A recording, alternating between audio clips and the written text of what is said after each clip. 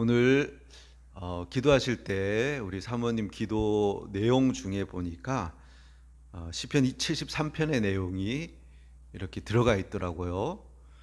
큐티 시간에 큐티를 잘 하신 것 같은데 우리 73편을 같이 오늘 살펴보도록 하겠습니다. 자, 히브리어 우리 배웠는데 자, 우리 주보 뒤에 보면은 오늘 설교 내용을 요약해 놨습니다. 거기 보면 히브리어로 적어 놨죠. 한번 읽어 볼까요? 미즈모르 레 아사프. 자, 예. 자, 히브리어 성경에는 73편이 처음 어떻게 시작되면은 미즈모르 레 아사프 이렇게 해서 아삽의 시 이렇게 미즈모르 레 아사프 이렇게 되는데 아사프가 누구냐면은 자, 아사프는 여두둔, 헤만, 아삽 이렇게 세 명이 다윗 시대 그때부터 해서 성가대가 있었어요. 그때 그 성가대의 총 세 부류로 나눠서 그러니까 세 팀이죠. 세 팀의 이 각각의 지휘자들 중에 한 사람이 아삽이고 그는 지금 시편 73편부터 해서 83편까지 그리고 시편 50편 이렇게 해서 총 12편의 그가 쓴 그 시가 이렇게 시편에 기록이 돼 있어요. 그리고 그는 선지자라고 이야기를 하고 있어요. 자, 역대하 29장 30절 말씀 보면은 읽어볼까요? 히스기야 왕이 기인들과 더불어 레위 사람을 명하여 다윗과 선견자 아삽의 시로 여호와를 찬송하게 하며 그들이 즐거움으로 찬송하고 몸을 굽혀 예배하니라. 아멘. 선견자, 선지자라고 이야기를 하는데 이런 시의 형식을 통해서 간증의 형식, 깨달은 것을 알리는 형식으로 하나님 말씀을 우리에게 지금 전하고 있는 거예요. 자, 그의 시를 한번 딱 살펴보면은 1절에 대전제가 나와요. 다시 히브리 한번 보세요. 미즈모르의 아삽 그 뒤에 뭐라고 돼 있어? 아크토브가 뭐예요? 선하다. 아크는 뭐예요? 정말 정말로 좋으시다, 선하시다. 누구에게? 레 이스라엘에게 엘로힘. 하나님은 도치된 거죠. 하나님은 이스라엘에게 정말로 좋으시다. 하나님은 정말 선하시다. 근데 어떤 이스라엘? 바레이 레바비. 그렇죠? 레브가 심장이잖아요. 레바비. 레바브 이렇게 해서 바르가 뭐냐면 신진이 친구 이름이 바르죠. 바르가 자, 오늘 한글 성경에 정결한으로 이렇게 번역되어 있는데 순결한, 정결한.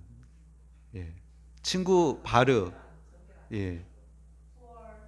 문자 계속 주고받고 가장 좋아하는 친구 바르 이름이 뜻이 순결한, 정결한. 그래서 정결하고 순결한 사람에게 그런 이스라엘 백성들을 하나님에게는 좋으신 분이다. 대전제가 그래요. 하나님은 선하시다. 하나님 좋으신 하나님이다. 누구에게? 정결한 또 순결한 그런 이스라엘 백성에게 하나님 좋으신 분이다. 1절에 이렇게 딱 얘기해요. 그러면서 2절부터 바로 본론에 들어가는 거예요. 근데 나는 실족 말 뻔했다. 그러면서 문제 제기를 하는 거예요. 2절 3절에 나는 실족할 뻔했다. 3절 한번 읽어봅시다.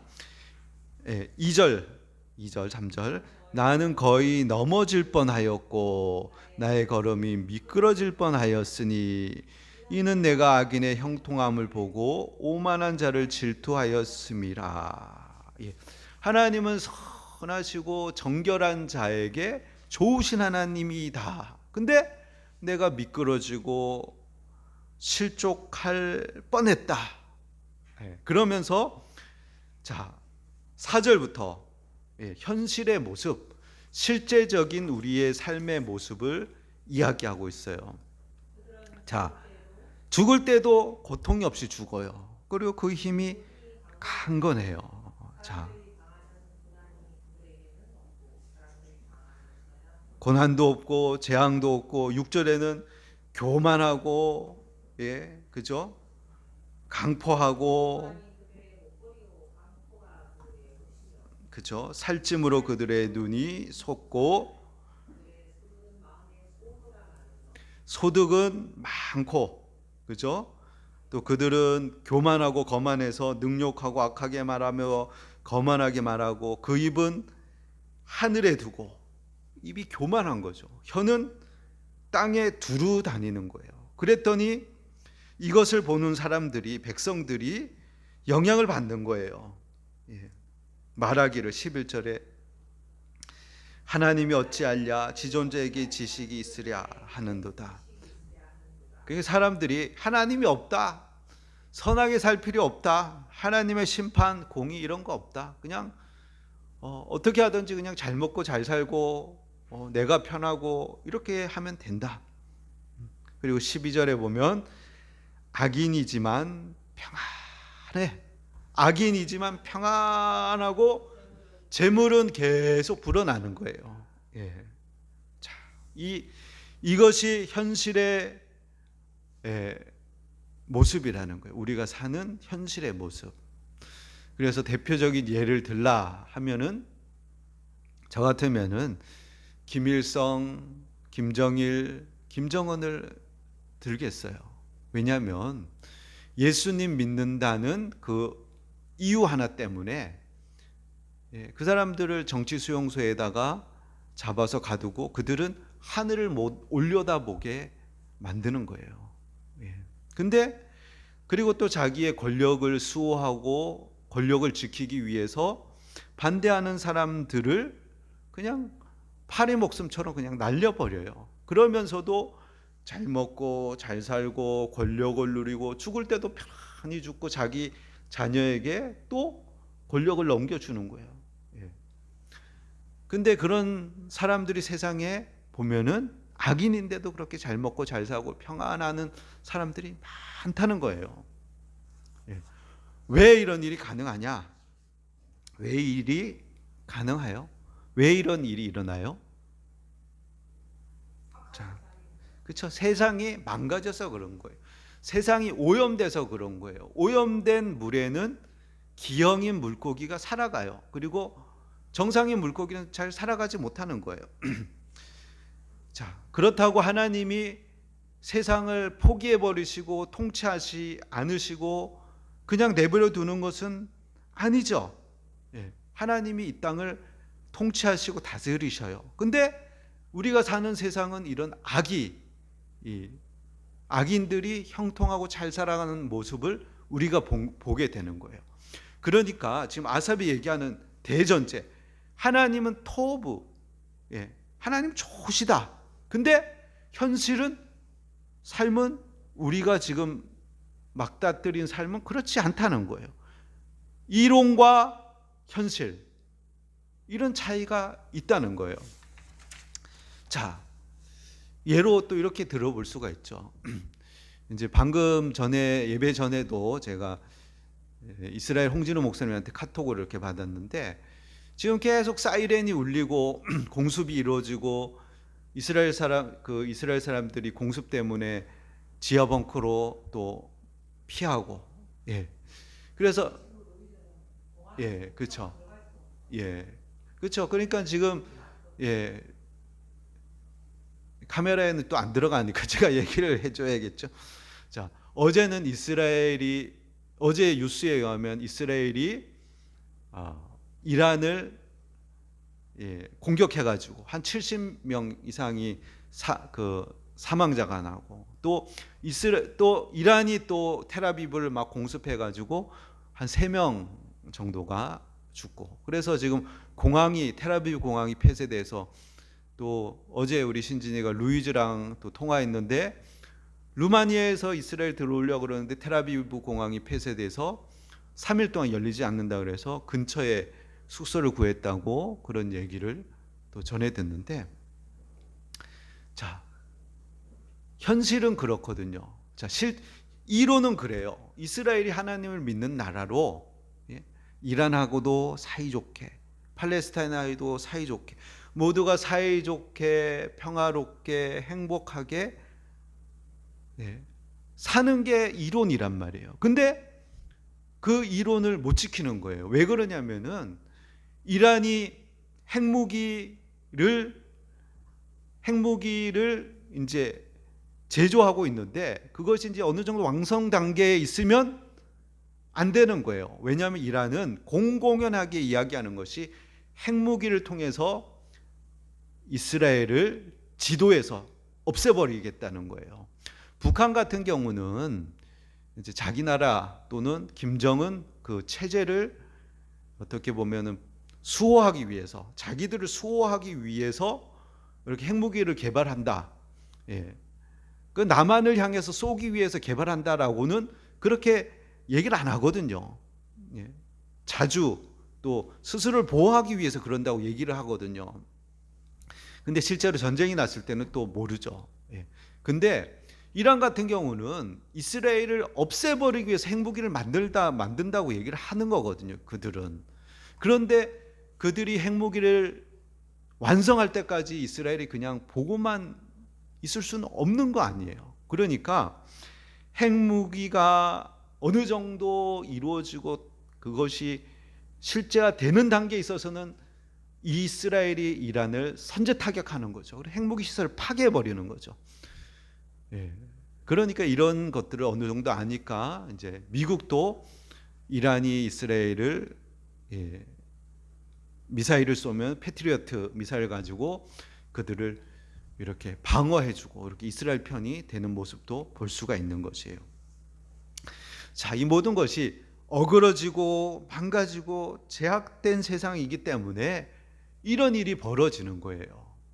이론은 그런데 실제에서는 안 그렇단 말이에요. 왜 그러냐?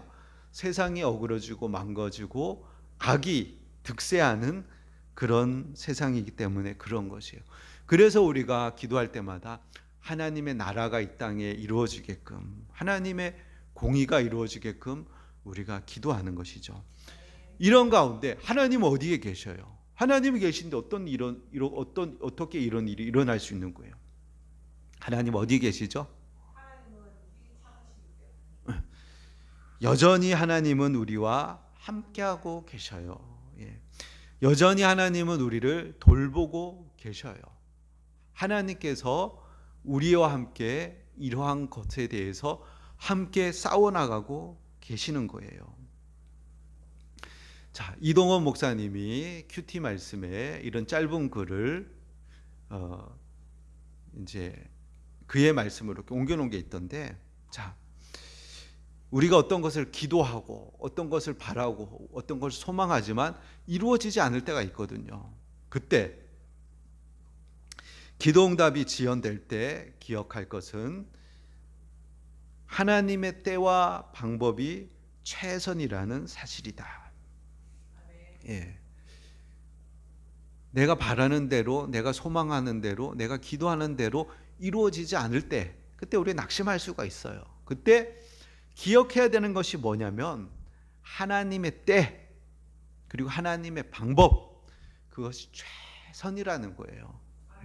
하나님을 믿고 신뢰하면서 우리가 계속해서 나가야 되는 거죠. 자, 이렇게 13절 14절에 4절에서 17절까지 쭉 현실의 모습, 악인들의 모습을 보면서 자신의 모습을 또 보는 거예요. 13절 14절 말씀, 13절 14절 말씀에, 자, 내가 내 마음을 깨끗하게 하며 내 손을 씻어 무죄하다 한 것이 실로 헛되도다. 나는 종일 재난을 당하며 아침마다 징벌을 받았도다. 선하게, 자 13절 14절, 초라한 내 모습을 또 보는 거예요. 선하게 살고 법을 지키려고 하고 양심을 따르며 말씀을 따르는 게 과연 무슨 의미가 있는가? 무슨 유익이 있는가? 나는 하루 종일 재난을 받고 아침마다 징벌을 받고 악인들의 모습과 내 모습을 보니까 괴리감을 느끼는 거죠. 마음이 아픈 거예요. 근데 그러면서 그는 어떻게 하냐면 15절 16절에 그러면서도 그는 마음을 지키는 거예요. 15절 내가 만일 스스로 이르기를 내가 그들처럼 말이라 하였더라면, 그들처럼 말했다는 거 안 했다는 거예요? 말 안 했다는 거죠. 말 안 했어. 왜? 나는 주의 아들들의 세대에 대하여 악행을 행하였으리다. 왜? 나는 그들처럼 말하지 않았다. 하나님이 계시지 않는다, 하나님 돌보시지 않는다라고 말하지 않았다. 왜? 그것이 잘못된 일이기 때문에, 악하기 때문에. 하나님은 우리에게 의지를 주셨단 말이에요. 지정의, 인격으로 주셨단 말이에요. 하나님 우리에게 선악과를 주셨단 말이에요. 그래서 상황이 그렇고 미혹이 있고 유혹이 있고 넘어질 뻔하더라도 의지적으로 하나님을 믿고 신뢰하고 하나님 말씀을 붙잡고 의지적으로 하나님을 선택하라는 거예요. 의지적으로 하나님을 붙잡고 하나님 안에서 고민하고 아파하고 하나님 안에서 해결하려고 아삽은 했다는 거예요. 끌려가지 않고 믿음을 지키고 하나님께 질문하는 거예요. 16절에 내가 어쩌면 이를 알까 하여 생각한즉 이것이 내게 심한 고통이 되었더니. 아멘. 15절 16절에는 그래도 내가 마음을 지키고 하나님 안에서 이것을 답을 찾고자 힘썼다는 거예요. 우리도 그렇게 해야 된단 말이에요. 우리가 힘들고 어렵고 이해가 안 되고 이렇더라도 의지적으로 하나님을 붙잡고 하나님 안에서 길을 찾고 하나님 안에서 답을 찾으려고 하는 거예요. 그러면 하나님 답을 주셔요, 안 주셔요? 답을 주시는 거예요. 그 깨닫잖아요. 17절에 하나님의 성소에 들어갈 때야 그들의 종말을 내가 깨달았나이다. 하나님 언제 대답해 주셔요? 성소에 들어갈 때. 성소, 예배할 때, 찬양할 때, 기도할 때, 하나님의 임재가 있는 곳에 갔을 때, 하나님 앞에 있을 때, 그때 하나님이 깨닫게 해주시는 거예요. 그때 눈이 열리는 거예요. 눈이 열려서 본 게 뭐예요? 깨달은 게 뭐예요? 자, 18절에서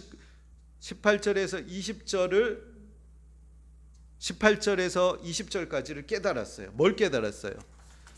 주께서 참으로 그들을 미끄러운 데 두시며 파멸에 던지시니 그들이 어찌하여 그리 갑자기 황폐되었는가.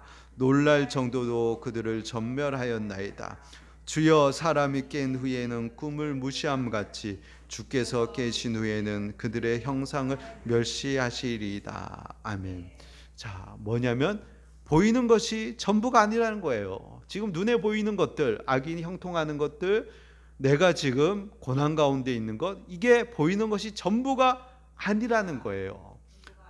우리말에도 일장춘몽이라는 말이 있는데, 깨고 나면, 잠에서 깨고 나면 그 좋았던 꿈들, 그리고 꿈속에서 내가 괴로워하고 아파하고 힘들었던 것이 그냥 싹 사라진다는 거예요. 그들이 서 있는 곳은 미끄러운 곳이다. 그들이 서 있는 곳은 얼음처럼 미끄러운 곳, 기름칠한 바닥처럼 미끄러운 곳. 그래서 하나님이 그들을 파멸로 던지신다. 그리고 악인의 형통은 불할 것이 없다. 왜? 하나님 진노의 다른 표현이라는 거예요. 이것을 이제 신학적인 용어로 유기라고 그러죠. 유기.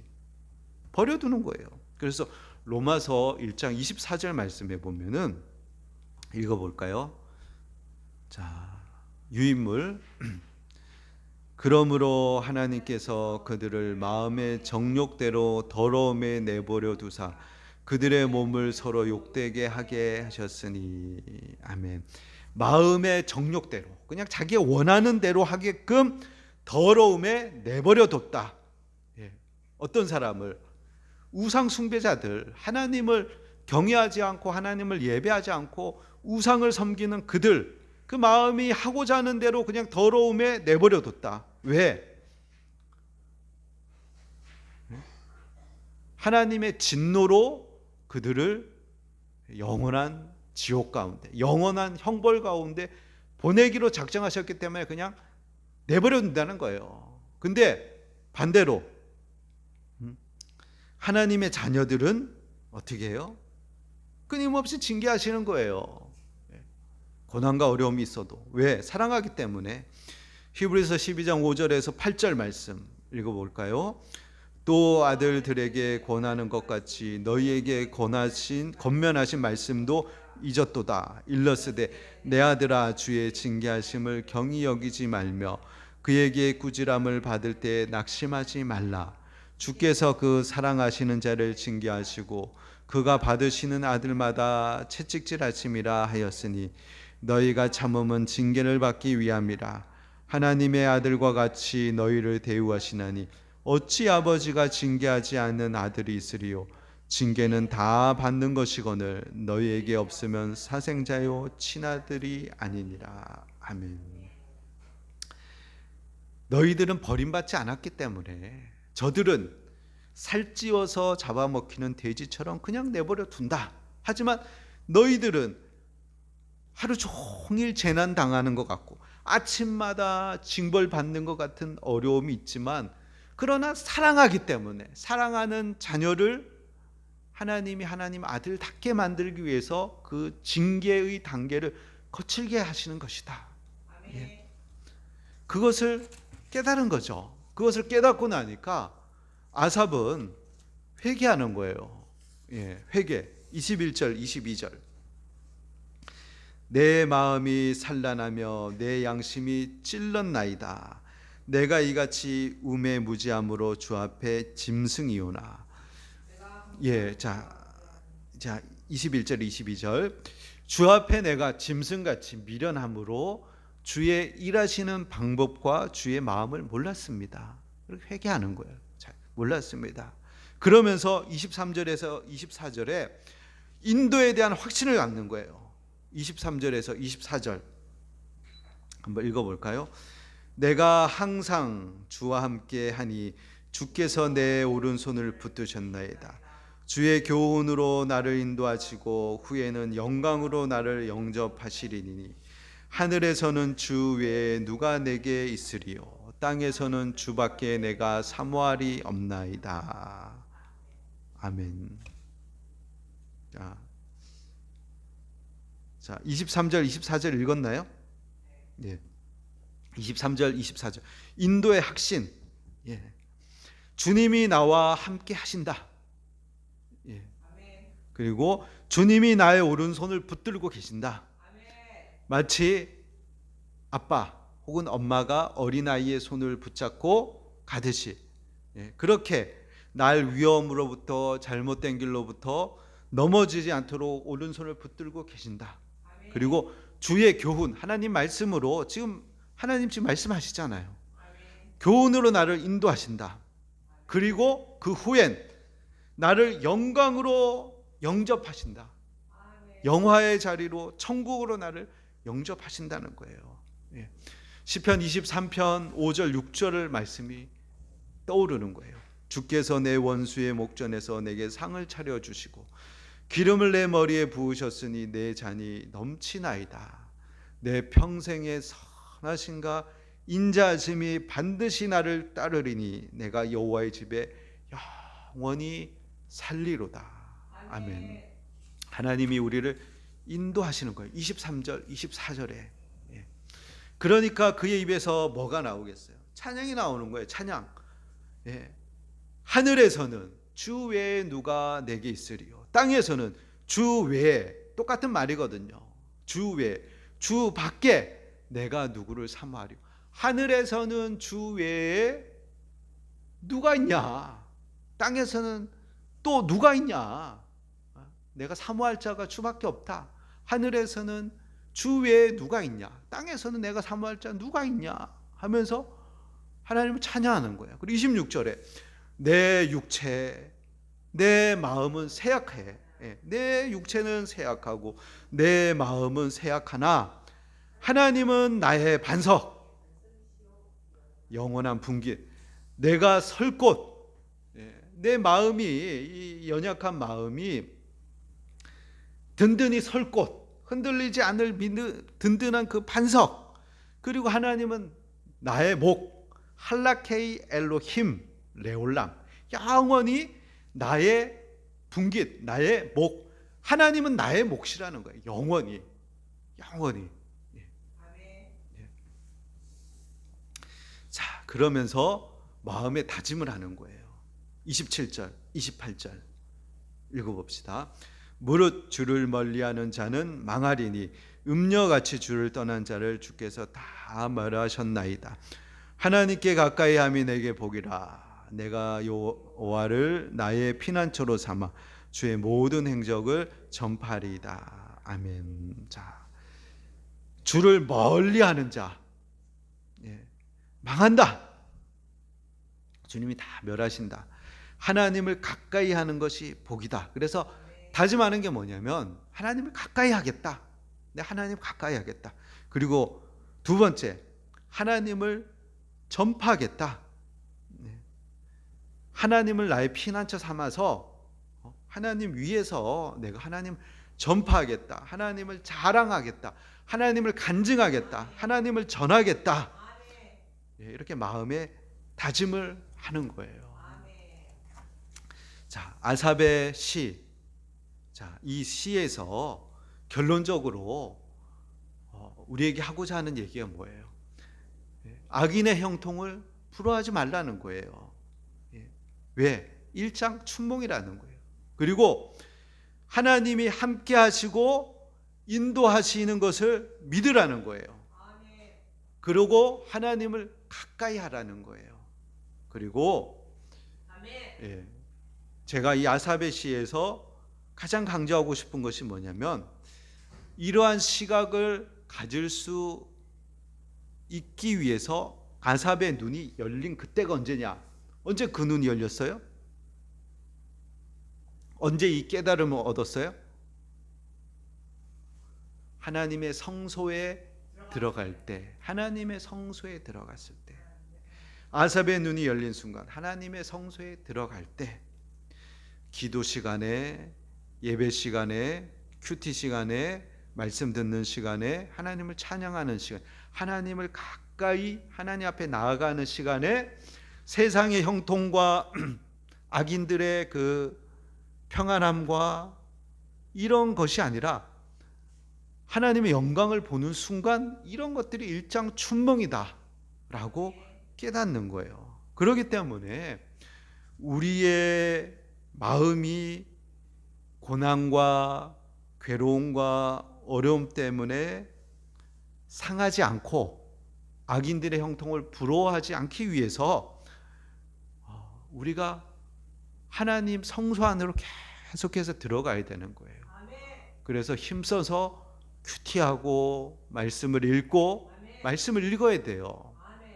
기도하고 예배에 집중하고 하나님과 함께하는 시간, 하나님 앞에 있는 시간을 계속 가질 때 깨달음이 온단 말이에요.